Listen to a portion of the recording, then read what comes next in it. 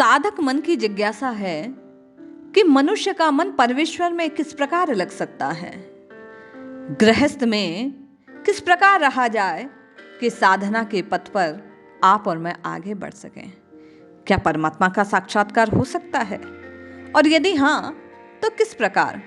ये कुछ प्रश्न हैं जो रामकृष्ण परमहंस देव से साधक ने किए। आइए आप और मैं भी इन्हीं प्रश्नों को समाधान सुनते हैं और अपने साधना पथ को प्रकाशित करते हैं। आप और मैं भी संत वाणी को श्रवण कर अपने को वैसा बनाने का प्रयास करते हैं जिससे आपको और मुझे राम जी मिल जाएं। जय श्री हरि।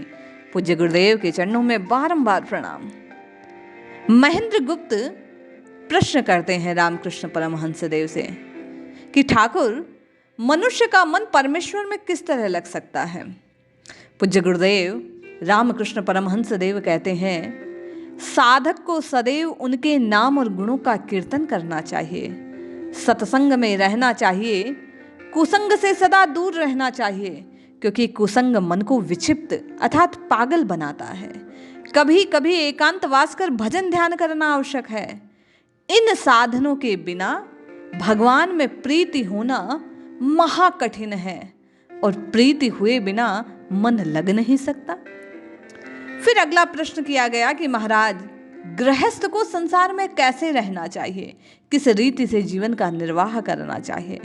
रामकृष्ण परमहंस देव कहते हैं, अपने गृहस्थ धर्मों का पालन करो, परंतु मन ईश्वर में लगाए रखो। अपने परिवार का पालन करो, परंतु परिवार को सबको परमेश्वर में ही विभूति समझो। अपना ममत्व हटा लो। जैसे दासी मालिक के बच्चों की प्रीति तो रखती है, परंतु वह सदैव इस बात को याद रखती है कि ये उसके नहीं हैं।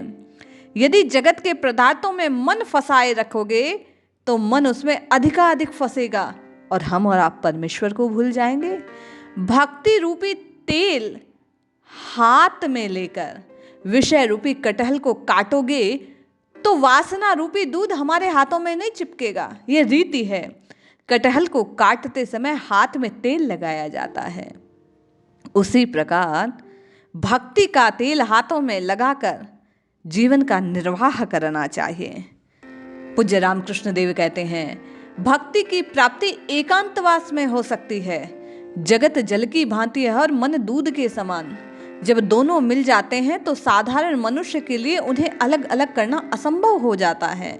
मन को विषयों से अलग रखने का उपाय यह है कि पहले दूध का दही जमा कर उससे मक्खन निकाल लो। फिर इस मक्खन को सदैव ही पानी में क्यों न डुबाए रखो, वह उसमें घुल मिल नहीं सकता। इसी तरह पहले ज्ञान और भक्ति का माखन तैयार करके तब संसार के पदार्थों को भोगो, फिर आसक्ति न रहेगी। यह भी सदैव ध्यान में रखना चाहिए कि कामिनी और कांचन असत्य पदार्थ हैं, केवल भगवान ही एक सत्य वस्तु है। इसी का नाम विवेक है। इसी रीति से संसार में गृहस्थी को रहना चाहिए। महेंद्र गुप्त पूछते हैं, महाशय, क्या भगवान का साक्षात्कार होना संभव है। पूज्य गुरुदेव कहते हैं, निस्संदेह है। तो किस प्रकार हो सकता है। रामकृष्ण परमहंस देव कहते हैं, यदि कोई शुद्ध हृदय से रो रो कर उन्हें पुकारे तो उसे उनको दर्शन अवश्य होंगे।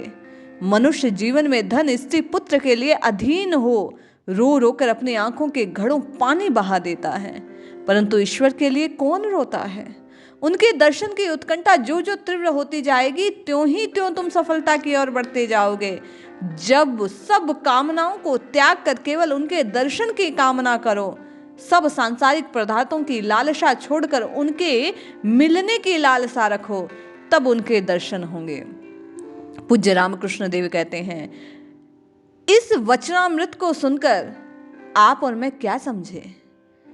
जो महानुभव परिश्रम और दूरदर्शिता का फल प्राप्त करना चाहता है, राम राम राम राम राम राम आपको और मुझे जपना चाहिए। सब कुछ भगवान का जानकर आप और मैं भगवान से प्राप्त वस्तु को यदि भोगें तो उससे ममता आसक्ति नहीं बनेगी। आप और मैं उसे खोने के भय से मुक्त होंगे।